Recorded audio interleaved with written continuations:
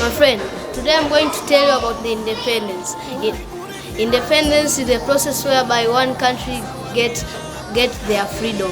Advantages of independence: the country get peace, the country get their freedom, the country is allowed now to make their own decisions. I didn't know that. Thank you for your knowledge. You are welcome.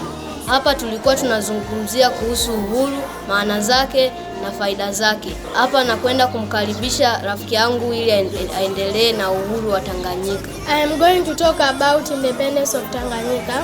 Naenda kuelezea kuhusu uhuru wa Tanganyika. Tanganyika got her independence on 9 December 1961.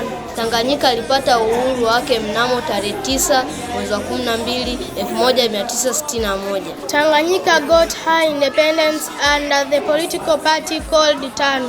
Tanganyika alipata uhuru wake akiwa na chama cha kisiasa kinachoitwa TANU. TANU was under Mwalimu Julius Kambarage Nyerere. Chama cha kisiasa TANU kilikuwa kinaongozwa na Mwalimu Julius Kambarage Nyerere. And there we finish about Tanganyika independence. Na hapo ndipo tunapomaliza kuhusu uhuru wa Tanganyika. Asanteni sana kwa kutusikiliza. Heri ya sikukuu ya uhuru wa Tanganyika. Karibu Com Pre and Primary School.